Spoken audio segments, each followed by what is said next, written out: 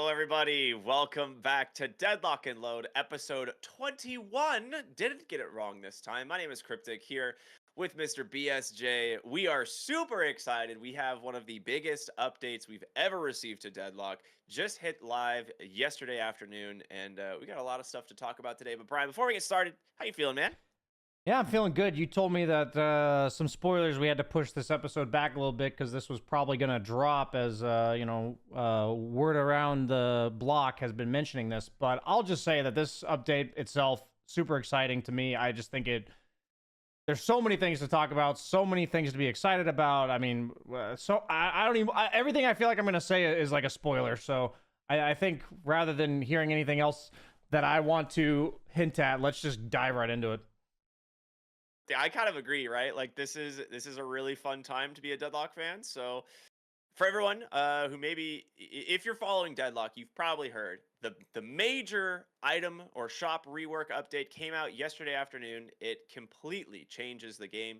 And if you are like, what does that mean? Well, stick around. We got a lot to talk about. So for starters, every single item is now basically a universal item. Now they were previously locked into like these specific categories. Now they are still organized by categories in the shop, but they were limited to specific slots in your inventory. You had 12 slots, 4 for each type. That's now essentially gone. You have 8 total slots plus 4 flex, and they're all universal. So you can mix and match, do whatever you want. You can literally go 8 slots of spirit damage. You can do 8 slots of gun damage. You know, it's your hearts. It's whatever you want. They've brought build variety and creativity just to the forefront, is what it feels like in this patch, and I am so excited to see that and see what people come up with.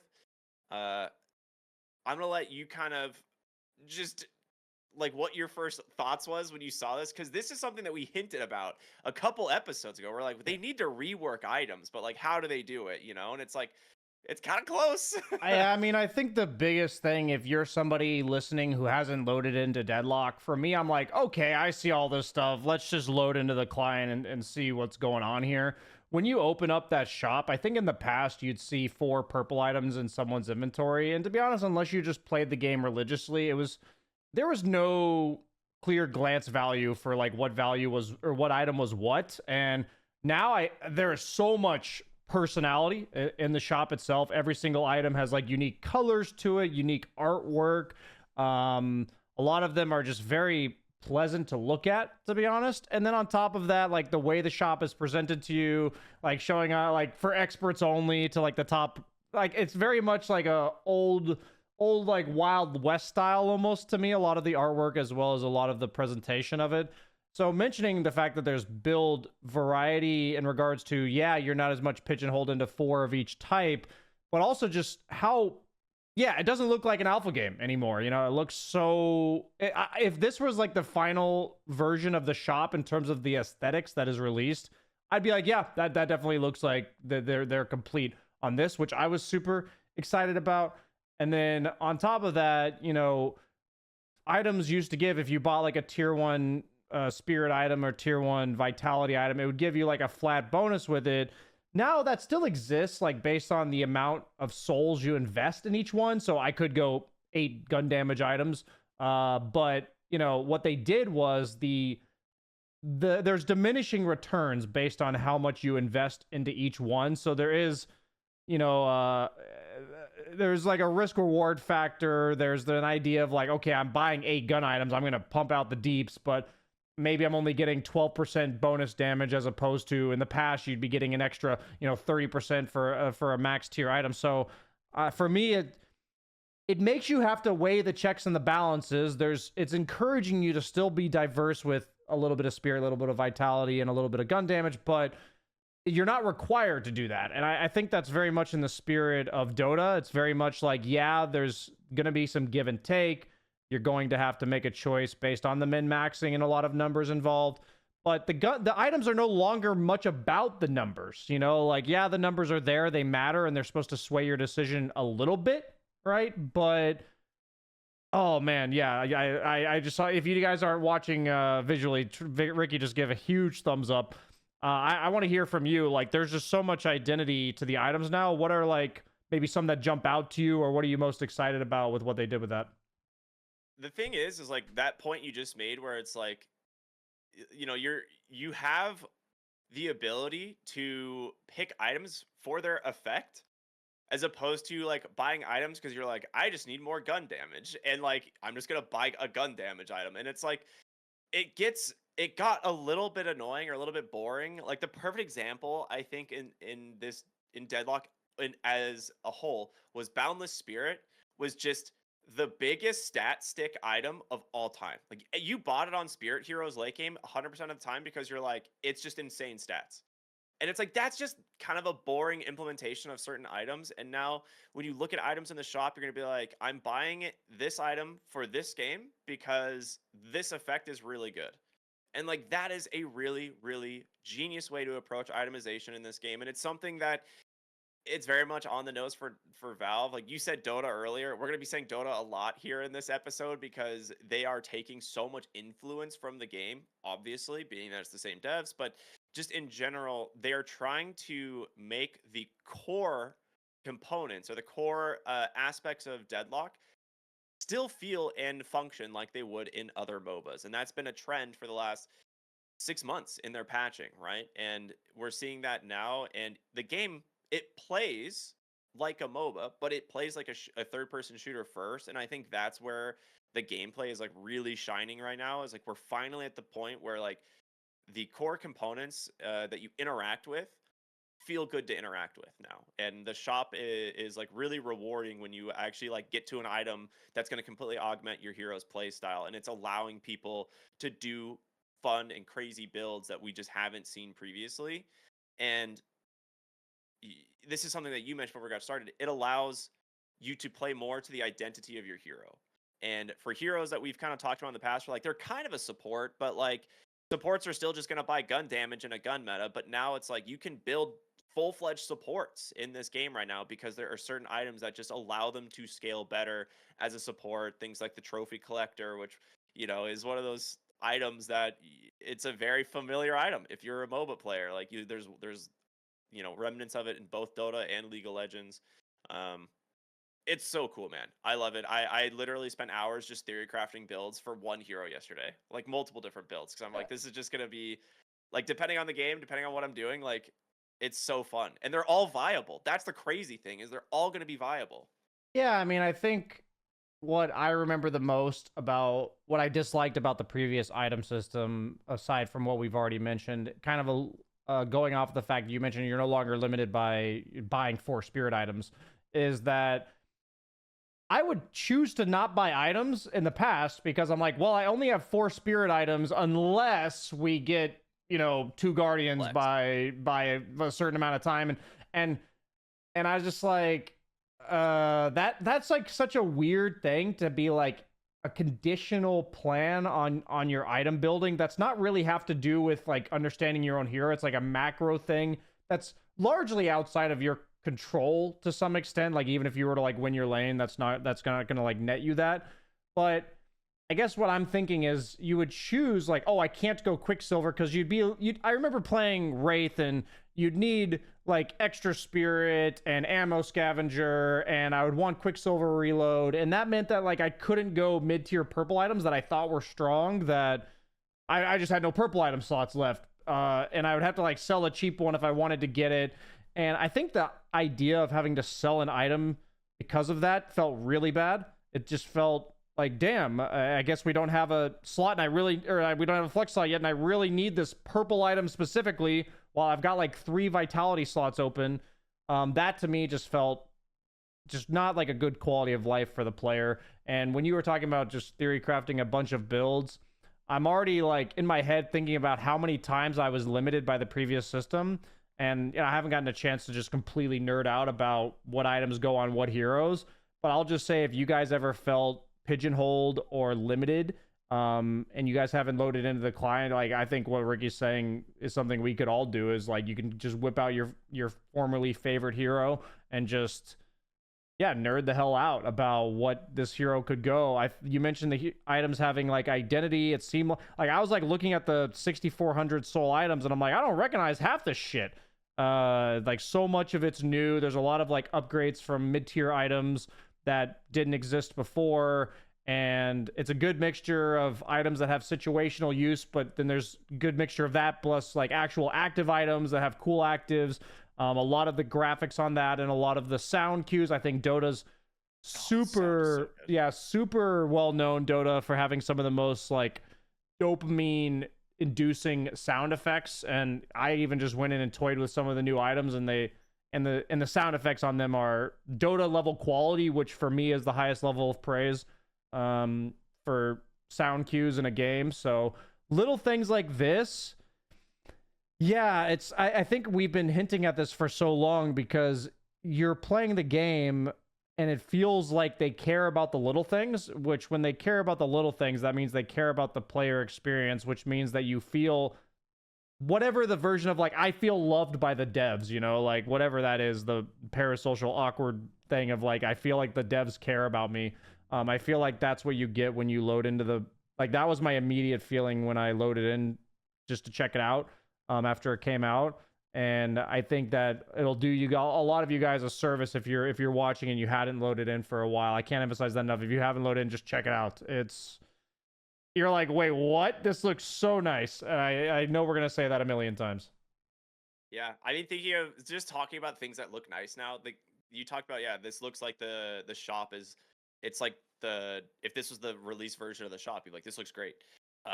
We got a huge amount of art passes and updates. We got new character models. Like McGinnis looks insanely good. Like one of the cleanest models we've seen. It's right up there with Abrams' rework on his model. It's super clean, super polished. Art passes all over the map. I feel like you walk into Deadlock now and it feels more alive just visually. There's a lot less like just gray tones, and there's a lot more like contrast between the buildings and different highlights and different different architectures. Like the city of Deadlock inside the game is getting closer and closer to being done. And I know we're not right there yet, right? These are slow things that they're adding, like these different art passes. This wasn't even like the major part of the patch. But for someone who like maybe you haven't played in like 3 months, if you open Deadlock and just hit the explore map feature and run around, your jaw's gonna drop. Like it's actually insane how good it feels to walk around the map now and just like check everything out. So it's just, yeah, this is a major update around the shop, but they also just threw these art passes on, these great visual updates. It looks amazing. This again is similar to the idea of like it could be coming out in beta sooner than we think, because visually I think it's there. Like there's some models, right, that still need to be fleshed out, but for now it's like, you know, I think an okay state. One thing to note though, there was like a bunch of leaks leading up to this, and a bunch of the hero files are actually still left in the game, and you can actually find them in the console and like demo them a little bit. They just don't have their models there. They all just show the error code. But it does show that Valve has like another 10 more heroes that they have been actively working on. So we were saying like 30 is the limit number that we wanted to hit. But there's 40 heroes currently in the client. 10 of them currently unavailable, but there's like, it just like Valve has been cooking, man. They have been doing so much work on this game over the last like several months since the last major update that we've seen, and it's really cool to see this update come out, and I haven't seen like a single negative reaction at all. Like everyone is stoked on what this has done to the game. Yeah, I think this is just purely a win from all perspectives. I mean, I think the only possible argument you could give is like my knowledge of the former items, you know, like I had really learned to min max that. But I mean, anybody who complains about this, you're just somebody who hates change for the sake of it, you know. When I think about the old map, I think of like a labyrinth where you'd like easily just get lost. You're like, that building looks like all the other buildings, and we talked about that when they started giving the lanes much more personality. Yeah, personality, like different regions. And I feel like this update just generally emphasize that more. For me, when I loaded into the explore map, I didn't necessarily see new things, like not too many new things, like individual like personality things, but the personality of each one was popping like a lot more vibrantly. So whatever distinction they had made in the past is now more prevalent and just more distinction. Yeah, it's the distinction is greater. When I'm walking around, I'm just like, oh yeah, that's nice. Oh, that's cool. Even like the little box like texture updates I saw, I was like, oh, those look nicer as well. Yeah, I'll just say that it does seem like its own universe now rather than like a playing field. Do you know what I mean? Like rather than, oh yeah, this is where we load in. This is just where I shoot people. It now feels like this is a separate world that I've never been introduced to. Is what the vibe is in Deadlock now. And I think that always serves such a good purpose when the heroes also have like their own personalities. So now you're starting to envision like you start to develop like this, weird, like this is a real person, this is a real character where they're not like in some gray, fake city, but no, it's the city of Deadlock. And that for me that adds a lot to it, and it adds a lot of like I think what made Dota initially for me is like I love Slark as a person, I love Ursa as a person, like like they have their personalities, they're so sometimes you hate to love them, they'll say cocky stuff or whatever, and the heroes will interact, and I think that just adds so much more when you're really visualizing, oh, I could live here kind of thing, rather than just, oh, another gray building. Yeah.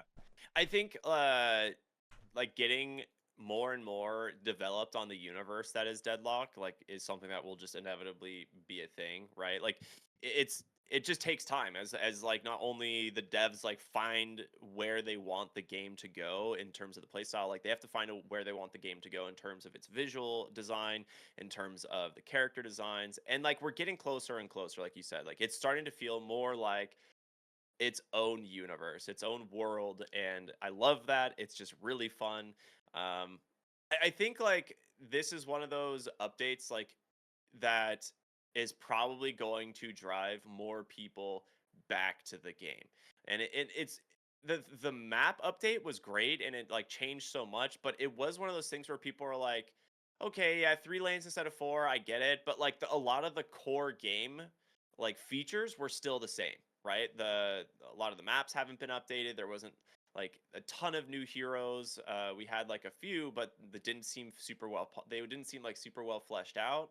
But this is one of those things. Like the shop is such a core mechanic that everyone interacts with constantly in the game, and now it just puts the creativity back on the players and allows them to just like feel a little bit more comfortable like interacting with it, and instead of being like, oh, I got to figure out where all my items are, like build guides, like it is such a more intuitive experience now, and I feel like that's going to just drive way more like player engagement, which is a great thing for Deadlock.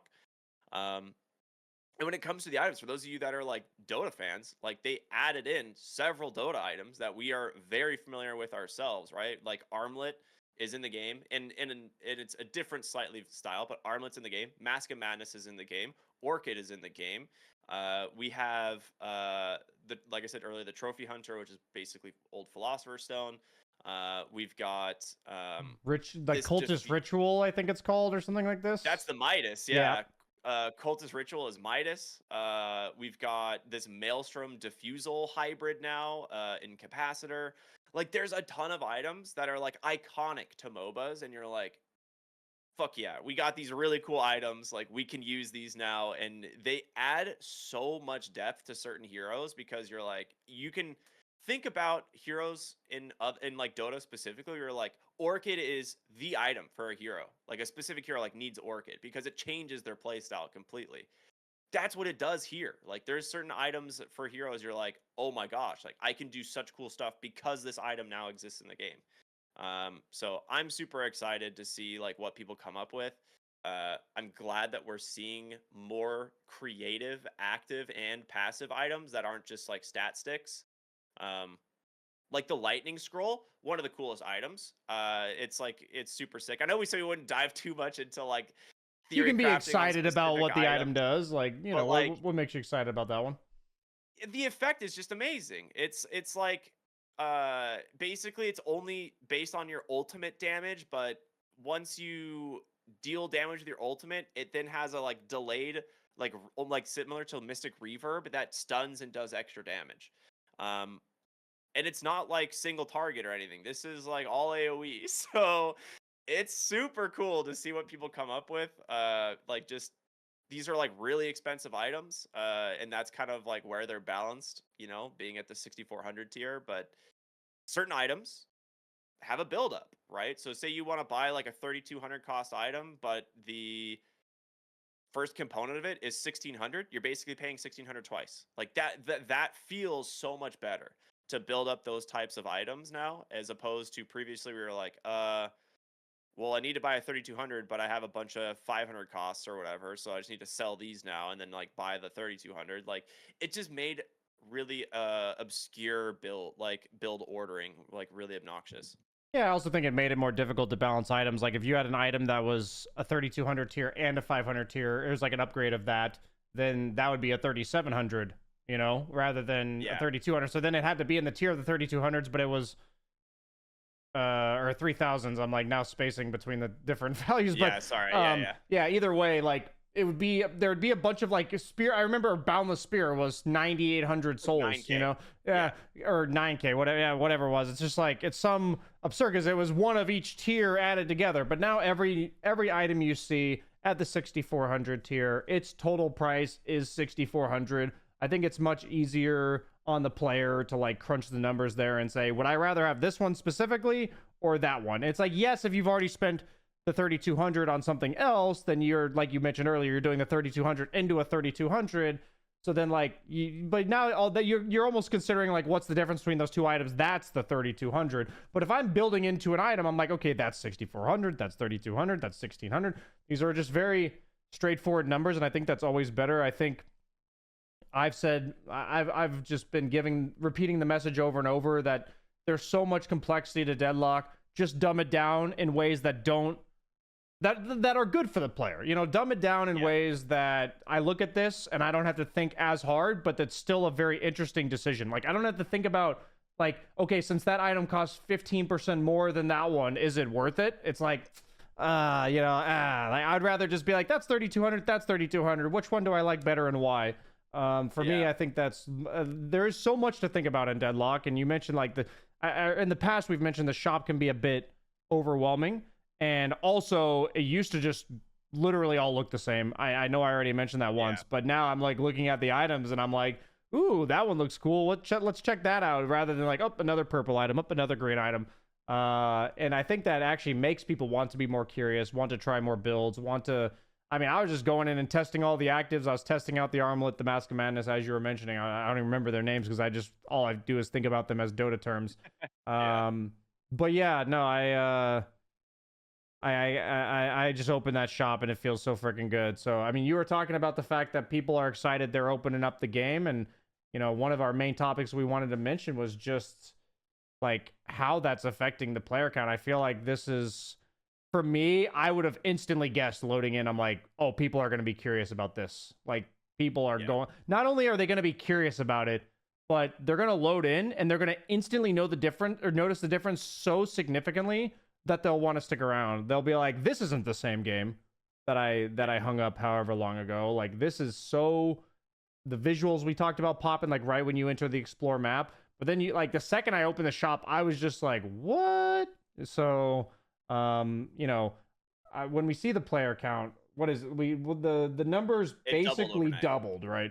I mean, Yeah. I'm really curious to see what that looks like in like a week or two, because obviously people always get hyped. I think around big patches in any game, there's going to be like the instant rise and potential slope down, like back to equilibrium. But I'm thinking of like just how impressed I was when I opened this up. If everyone's thinking that and that message is being sent across like word of mouth, then I wouldn't be too surprised if this kind of like trickles up from here. I would not Yeah. be surprised based on that. Just with how I think average player will be impressed by what they're seeing. I think that's the thing, right? Is like it feels more fun to play overall, and I think even though like people have had their complaints about the matchmaking and whatnot, I think there's still so much new stuff in the patch that it's going to warrant people's more attention. But Deadlock is a word of mouth game, and it's one of those things that if you have everyone in the community this stoked on an update, I think you're right. You could just see the numbers actually continue to rise, like as people get their friends back in, because this is a game that is so fun to play with groups, and uh, now there's more incentive, right? Like it feels amazing at the moment. So I'd hope we see more and more of that. One other thing from the update that was kind of like a nice little quality of life, but also just like a visual update, was the base rework. Like they completely built these like massive and like epic domes over the base. They made it way better to defend, in my opinion, in terms of like the amount of cover. You have a high ground advantage now in a way, so it makes it a little bit easier to find like angles.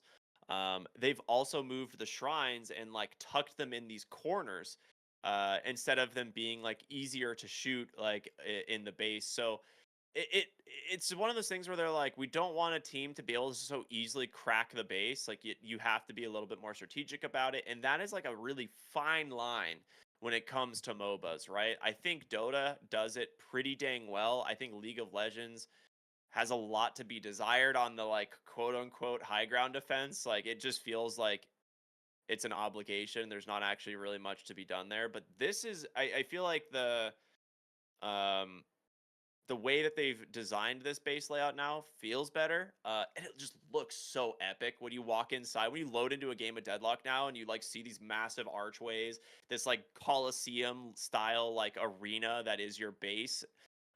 It just looks cool. So another just like great quality of life, like art pass that changes kind of the vibes of the game, but does have some gameplay significance. Which one more thing. Actually, I know you're going to say something. They adjusted the flex slots as a result. The shrines are way more difficult to get to, so they've actually tucked them away in the corner of the base there, so they're not as easy to take down. So I think that's might be why they changed the flex slots. It used to be like shrine, now it's base guardians. So for your last flex, so it makes it easier to progress into your into like your 12th item, as opposed to, previously you'd have to get 16. But I think it makes sense that flex items are easier to get now, just in general, having there be less item slots and stuff. But with where they moved the shrines, it also seems like that would be maybe too difficult an objective to get.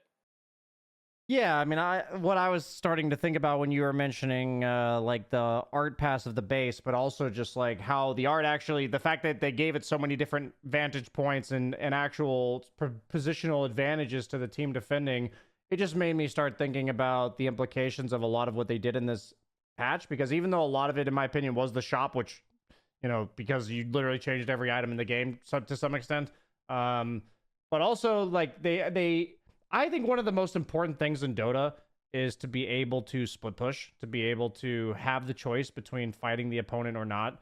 And they made it so that it's significantly less effective to be grouped up as 6 people, or even like 5 or 4, when it comes to the bounty you get from killing troopers. The resistances of the structures are much higher at more and more heroes that you bring to an area. So basically, also what they did was, based on how far behind you are, rather than they did nerf a little bit how much you're getting from kills.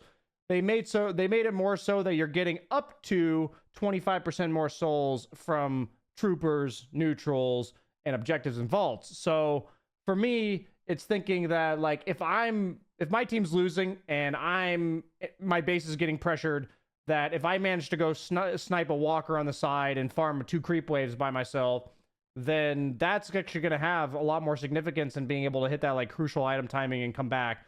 So I think one thing that Dota does so much better than League is that across most patches, there's some semblance of a comeback chance at any point.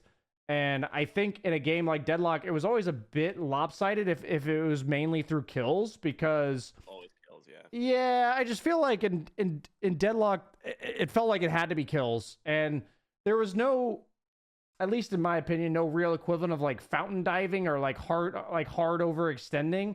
That just wasn't as common or like as much prolific part of the game. So for me, knowing that I can choose to split push a bit more and get off the map a bit more, knowing that it's more of a sacrifice to be grouped up. I always prefer that. I always think that if you're grouped up to take an objective, that there should be a cost to you. And so the team that's ahead, maybe they'll look to split the map a bit more because of this, which means that the team that's behind will have a bit more opportunity to look for their openings, maybe like 4v2 gank or something like that. Yeah, I just look at all of these changes to the comeback, to the base you mentioned, to the economy, to like the way objectives gain resistances, all of that. I'm just looking at like, yeah, they want these games to last a bit longer. They want people to have multiple ways to come back. It just synergizes with everything about the shop, which was more options, but not like tedious homework type options, but like exciting decision making, crucial decision making. When we had Deathy as a guest, he talked about how he loves MOBAs more than shooters, even though he played shooters the majority of his life, because he feels like in MOBAs there's like thousands of little decisions that compound over time to add up to you winning or losing. And I feel like the shop gave you kind of more macro decisions, which are great. But I just look at the map changes and these rule changes, and I'm like, yeah, that's going to make these little things so much more interesting, I think. Now that you have 3 lanes, now that you have more of a jungle, they're really embracing the MOBA aspect. Now I feel like they're really... They did something similar in Dota, right? At numerous points where it's like, oh, towers are harder to kill if you're grouped up and stuff like this. And I think in general, all of those changes always had a positive impact. So I'm really looking forward to seeing the implications of this just in regards to people's play style and yeah, just different takes on the game. I would love to ask 5 different pro players in Deadlock and hear 5 different answers about how you're supposed to play the game. You know, that's what items you're supposed to buy on a specific hero. That's when I think MOBAs are at their most interesting point. Yeah. One other note from the patch as well that was kind of interesting, another Dota inspired one, was the change to barriers. Like, there's no more spirit and gun barriers, they're just barriers. So Yeah. there's one combined barrier, and they are affected by resistances. So this is like something that was a change in Dota like a few years ago, and I think was generally received well. It made them a little bit strong, and I think they learned from that coming into this update because they removed or reduced a lot of the powerful barriers or made them more expensive. They, Veil Walker got changed, so it no longer like refreshes barriers. So like, I think it's generally good the way that they've approached it, and they've changed barriers without making them feel like they're going to be just the strongest thing in the game. So like, it already is one of those things that like cleaner implementation of what it was compared to like Dota, which was essentially the test lab for this idea years ago. And now it's implemented in Deadlock already, and it feels great. Like, it's a really cool thing to see. Yeah, absolutely. I think there's, we were really hesitant on like how much do we exactly talk about in this episode because there's just so many like implications or just things that need time to kind of play out and see what people do with it. I do like all of these gameplay changes on top of the aesthetics and the shop. What I want to see for like 5 days from now, because I feel like in Dota, just infinitely more after like a huge item update rework after like a week. You just have so much idea of what people are doing with it. People have developed their own personality. I'm so curious to see where players in Deadlock are going to go with this, because I love when they shake up the game so much in regards to something that's interesting. Of course, they shake it up so much that nobody knows what they're fucking doing. Like, obviously the best players are still going to be the best players mechanically, and they'll adapt to the new rules better. But when you have so many different new choices now, there's just so many ways that you can go wrong or right. You can stumble upon genius and greatness, or you can be like, that flopped. I spent 6,400 gold on an item that I should have really waited. It's like rushing a butterfly in Dota or something like this and being like, oh, this sucks. But yeah, no, I guess I would like to leave any other big takes that I have until I see like 4 to 5 days of these people like on streams and stuff playing it out and just seeing what they come up with. Yeah, I mean, it's one of those things that we're gonna probably turn around and put out another episode here fairly quickly, just because we want a little bit more time to cook with like the ideas and the specific items and kind of see where things settle. Because we could sit here and be like, this is the best item, buy this item every hero, right? And like, and bait you guys, but That would I be a think good what we've thumbnail done title and yeah. clickbait. Yep. Thank you. Yeah. I feel like a lot of times we talk more conceptual about how things have affected the game. And this is definitely like one of those things that it affects the game in a creativity standpoint. So, uh, for those of you who have always wanted to theory craft, this is like the best time to do it.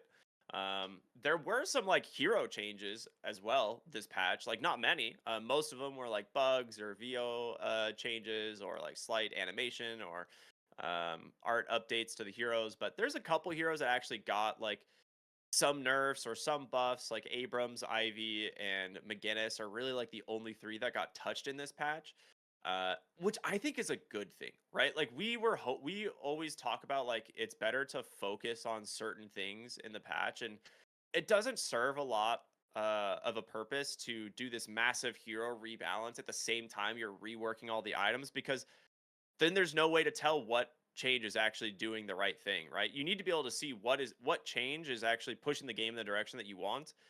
So if you just have these two massive variables, you just have no idea what is responsible. So I think this is a really good idea to just keep the hero changes to a minimum and let the community and the rest of the players really kind of have fun with the items and see, all right, maybe this item's a little too strong. I have some opinions on what items I think might be a little too strong right now, but we'll see, you know, in a couple days if those still hold true.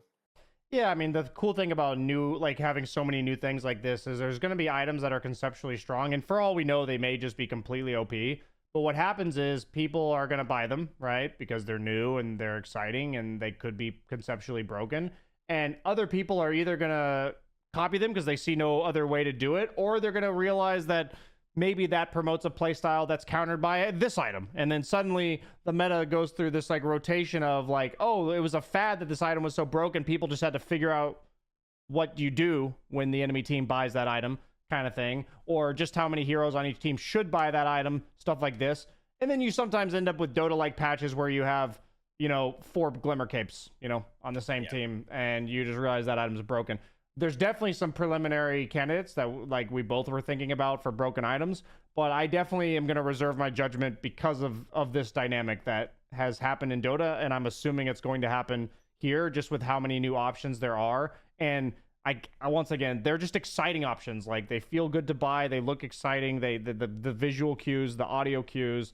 So I think so much of that will play into people just wanting to try a bunch of new things, and that's exactly what a patch like this and exactly what Deadlock needed. And yeah, we have been consistently sending a optimistic message about what we think the future of Deadlock holds. You know, even Deathy came in and said he thinks Valve's like the best game dev ever, and he has absolute faith in them to deliver.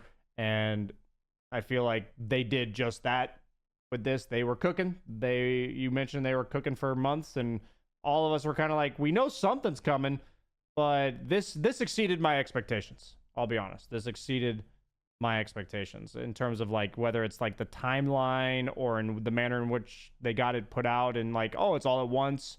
It looks clean. It doesn't look like it needs a follow-up. Like, obviously, there's going to be follow-ups in regards to maybe balancing or tweaking some of the things they did, but it's not like, okay, great, they have these heroes and they need to do the Morphling remodel 5 years from now. It's like everything's just really coming into a fleshed, like, final product more and more and more. And this one was like a huge step forward. I just feel a huge step forward. So, hats off to you guys at Valve if you're listening. Yeah, this might be my favorite. Like, we're getting close to beta update, right? Like, Yep. the 3-lane update changed a lot in the game, and people were like, "Wow, we are," you know, they've done some cool stuff. But this update here, to me, is definitely like proof that the development client that is like behind this. I mean, everyone, I feel like it's just well known at this point. There's a development client that happens behind the scenes. It's got a limited number of players in it, the developers, and stuff like that. And they're the ones that like get to test a lot of this new stuff before it actually comes out. That's where these leaks are coming from. It's proving that that works. So for some people, they were like upset. They're like, why, you know, what's the whole point?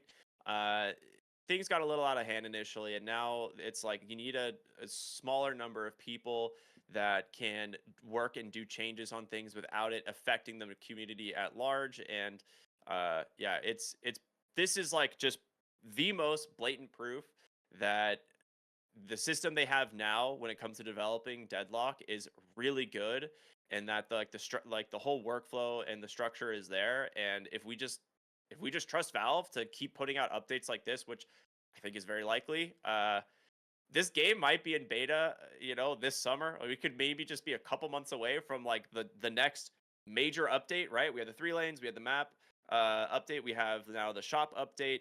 Like, I don't know what this next update is, but knowing that there's 10 heroes sitting in the client right now that are being fleshed out, it's like we could have this like final hero drop, and then boom, we're in beta, like with some more art passes and stuff like that, right? Like, I feel like it's coming quick with how much stuff they're getting done right now. So I'm optimistic. I know Death, you said maybe I was a little too optimistic last week about the Maybe. potential timeline, but it's got to be this year. It feels like at the rate they're going, the pace and the amount of stuff that they're getting done, I feel like Valve's not messing around. Agreed.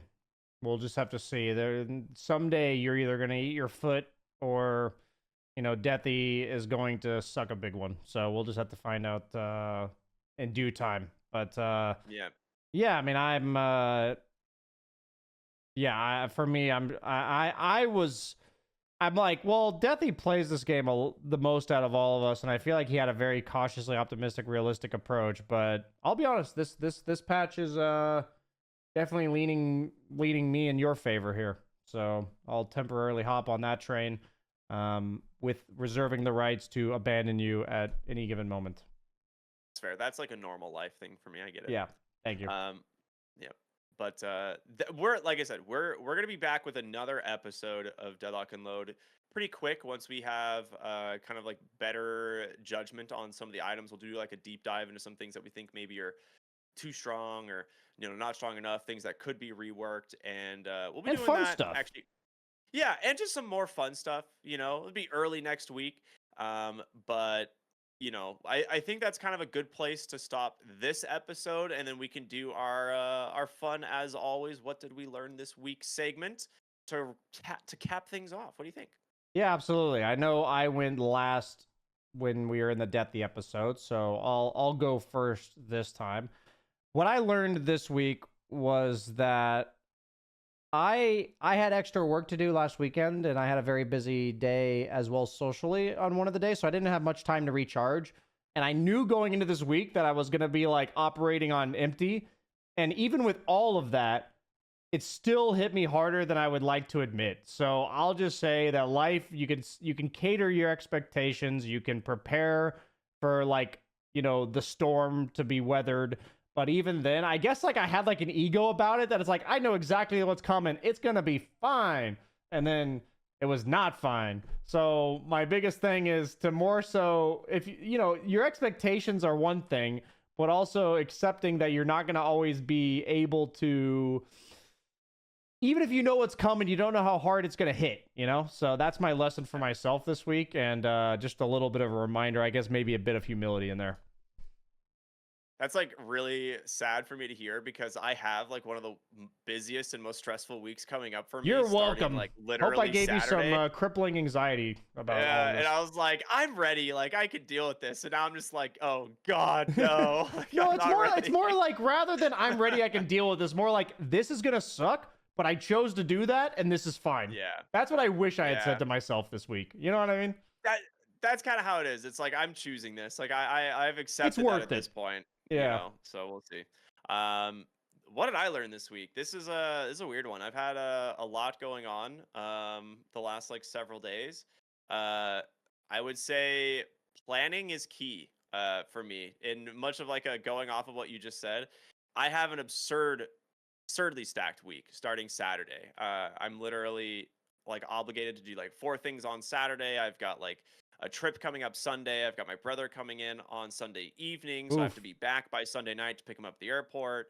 I then have like one day to spend with him before then working like 2 Dota events back to back. So it's like I've just got a real busy week coming up, and it's like I've already started planning accordingly so that I have food. I have like I All don't the have to go to the necessities. store. Like Yep. it's like I'm getting things going in place, and I'm like, all right. So I would say similar to what you did, what you said. It's like you can plan for the worst, You know, sometimes like if you're just, you know, you got a lot of shit going on, give yourself the benefit of the doubt, make things a little bit easier on your future self, you know. Absolutely. Got to have a balance between present, past, and future self. And I definitely agree that I feel like past me did not anticipate properly what present and now past me was going to go through, but that's okay. You know, you learn for the next time so that future me can learn from present me because present me learned from past me. You know what I'm saying? Yes, present me does understand what you're saying. Very good. I don't know about Yeah, past you or future you, but present you, definitely not past me, but like, present right now. I very, get it. very good. Very good. Well, we'll see how future you also takes that into account Uh, in due time. I love it. Yeah. Well, future us will be back next week Very with good. a new episode of Deadlock and Load, where we'll be doing a lot more diving into the items. But just want to say thank you all so much for tuning in. As always, if you are watching on YouTube, tell us what you thought. Tell us what your favorite item is. That's a good call to action. Tell us your favorite item in the comments. Make sure to subscribe to the channel. If you're on Spotify, uh, follow the podcast. Subscribe to the podcast. We'd appreciate it. It helps us out a lot. But that'll do it. And as always, we will see you all very soon. Bye bye. Peace.